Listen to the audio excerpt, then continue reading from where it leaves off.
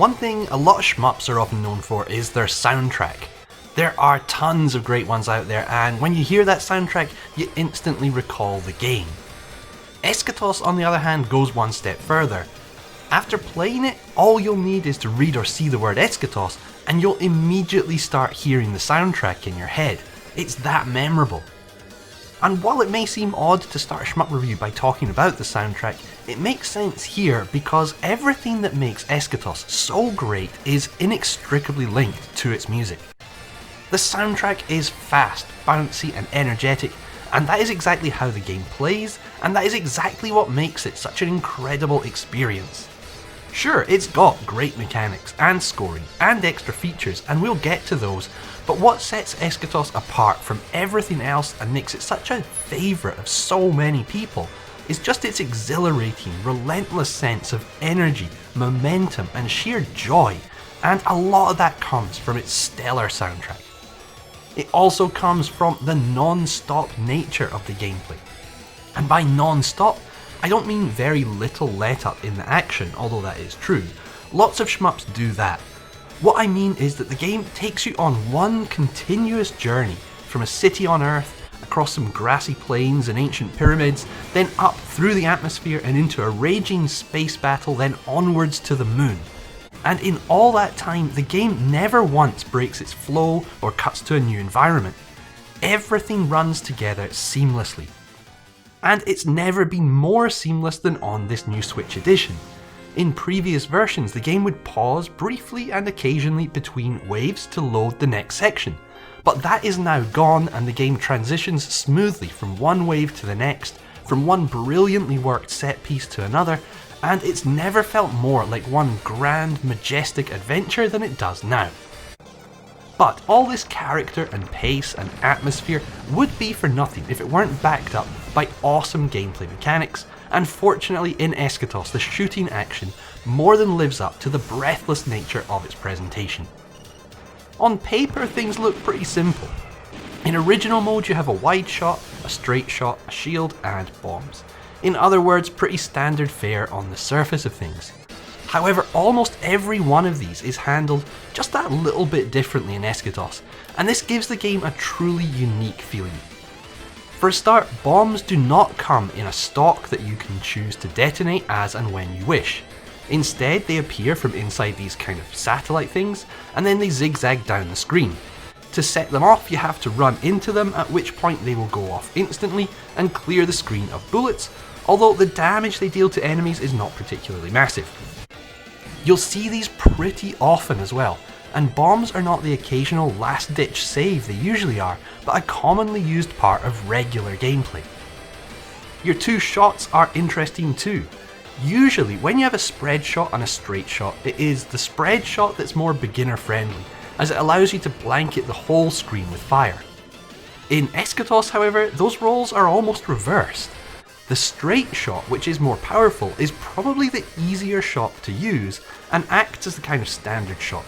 The wide shot, on the other hand, requires a bit more know-how to use well. Firstly, because it only extends roughly half the height of the screen, and secondly because it has a fairly sizable gap in the centre, meaning you have to be almost constantly swaying side to side with it to catch enemies in the middle of the screen. Now, when I reviewed Tiger Heli a couple of weeks ago, like most people, I bemoaned the half-length shot that game employs as feeling outdated and something we're all glad to have seen the back of.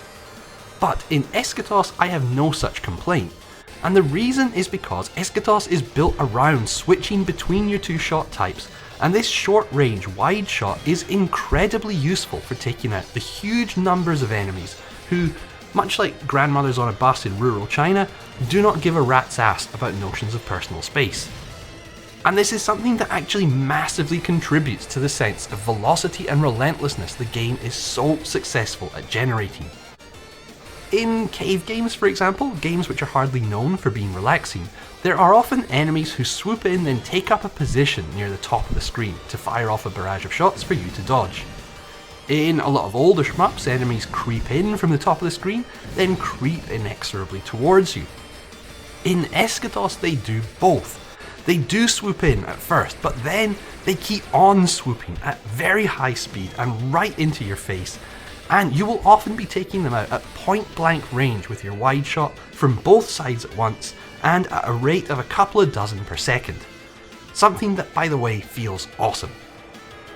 Your other major weapon is your shield. Each of your 2 shot types is attached to one button, but push both these buttons at once to activate the shield. This shield takes the form of a circle at the front of your craft and can both absorb bullets and inflict damage if you fly close enough to a boss or enemy to press the nose of your ship against them. It can only be activated for so long, however, with the number in the bottom left displaying its remaining level, and it recharges when not in use. It's really the interplay of these 3 mechanics that makes for such an incredibly dynamic experience.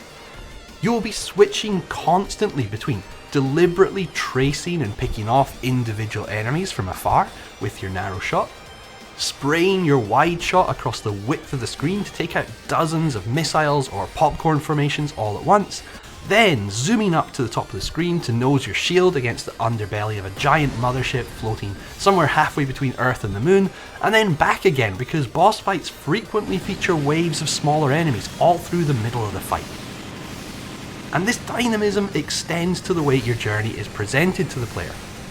Occasionally Shmups will have little cutscenes between stages where your ship flips up or changes direction, but in Eschatos these don't just occur with far higher frequency than usual, they also play out in real time with you in control of your ship and enemies still coming at you as you twist and turn through 3D space, while the game cleverly uses lines to keep you playing as if you're still on a 2D plane. The camera angles are also intensely cinematic, and although the game has no overt plot that I'm aware of, you will feel like you have more direction and sense of objective than in almost any other shmup out there, due to the clever way the game allows you to see or even get close up to bosses or destination points, before then swooping you away and slamming 10,000 enemy ships in between you and your goal. Enemy ships, by the way, who are all too often spewing forth from some larger distant mothership or enemy base you just know you're going to be facing off against a few minutes down the line. It is adrenaline pumping stuff, and as mentioned, the music plays a huge part in keeping all this excitement together and imbuing the whole thing with a feeling more of chirpy, thrilling fun rather than stress-inducing intensity. And on top of this, the game also offers a simple but addictive scoring system that adds a further layer to proceedings, and one that is hard to resist even when you're planning on playing for survival. It works based on breaking things up into waves of enemies. Kill everything in a wave and your multiplier will increase, up to a max of 10 on normal difficulty, but higher or lower on easier and harder ones. To keep the multiplier up, however, you have to keep on killing all the enemies in every wave, which is easier said than done and can easily lead to you taking an unnecessary risk to catch a stray popcorn enemy from slipping off screen and wrecking your chain, when you should be watching for the hail of bullets from the larger UFO in front of you. You also get more points the quicker you take out these waves, and while it may not sound like much, it is deceptively fiendish, and I've lost count of the times I've sat down and said, okay, this time I'm just going to focus on survival and seeing how far I can get, only to lose a cheap life 5 seconds later because I couldn't resist going for score. There are also hidden Wonder Witch pickups you have to shoot to uncover. These are few and far between and start off at very low points values, but the more you collect the more they're worth, and they can work up to being something very decent. Apart from finding and uncovering them, they're also not the easiest little things to catch and will add a lot for those going for really top scores. One other pickup you'll come across in the original mode are extra lives, and these are relatively plentiful, with Eschatos never giving the impression of being punishing, but rather of almost encouraging you to keep going, and once you get used to it, it's really quite an inviting and accessible game. I say once you get used to it because there are some things it's easy to trip over when you start playing. Some very speedy shots are signalled with easy to miss sound effects, and when you first start playing can feel like they came out of nowhere. Also, with all the changing camera angles, it can be easy in certain sections to lose your bearings and again take some confusing hits. The same goes for some of the 3D objects in the game, which can be initially difficult to work out precisely when and where they become active as damage-dealing entities. However, stick with it and you'll work all these little idiosyncrasies out soon enough, and when you do, the game really opens up to reveal itself as something even non-expert players should have a very good shot at proceeding very far in. Helping you on your way are the continues, which the game offers up to you gradually over time in what I consider to be a great move, as it prevents people credit feeding from the off and makes you learn at least some of the game before allowing you to eventually have pretty much as many continues as you'll need. And it's not just continues the game offers up as a reward for playing. There are also achievements and other unlockables, such as screen effects and more starting lives, with these even extending to rather strange menu options to have as unlockables, such as wallpaper brightness or stage select. It's an unusual way of doing things for sure, but I like it as for the first several hours of play, it feels like almost every time you finish a run, there's something new for you to check out, and the intrigue of the question marked out options gives you more incentive to keep diving back in and see what they all are.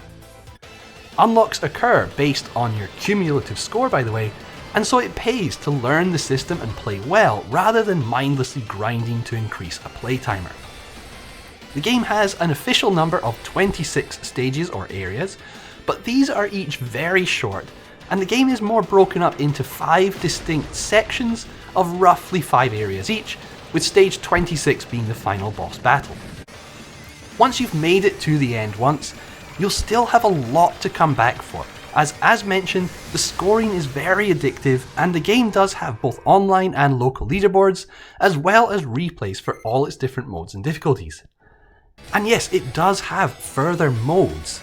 Everything I've said so far refers to the original mode, but there's also an advanced mode that gives you upgradable shots and mixes up the scoring and bomb systems, as well as a time attack mode that sees you granted time bonuses instead of score, with the aim of keeping the clock ticking long enough to make it to the end. And there's also an endless mode that tasks you with completing all 4 difficulties in a row.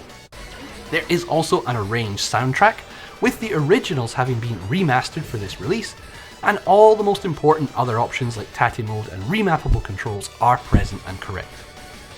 And as if all this wasn't enough, this Switch version also comes with 2 earlier games, Judgement Silversword and Cardinal, both of which are excellent in their own right. I'm not going to talk about them now because otherwise this will just get far too long, but if I get time I may make a separate video, as Judgement Silversword in particular is a real little gem, and both of them are absolutely worth the time to explore in more detail. So really all that's left for me to do is repeat the refrain you may have heard from Shmup Junkie or other shmup enthusiasts, namely, play Eschatos.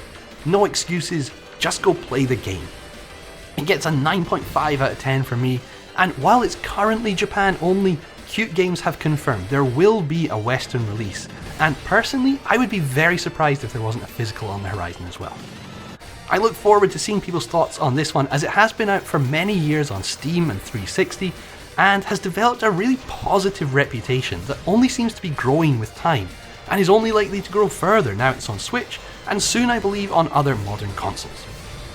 So that is all for this one. Thanks everyone for watching. Hope to see you next time. Cheers.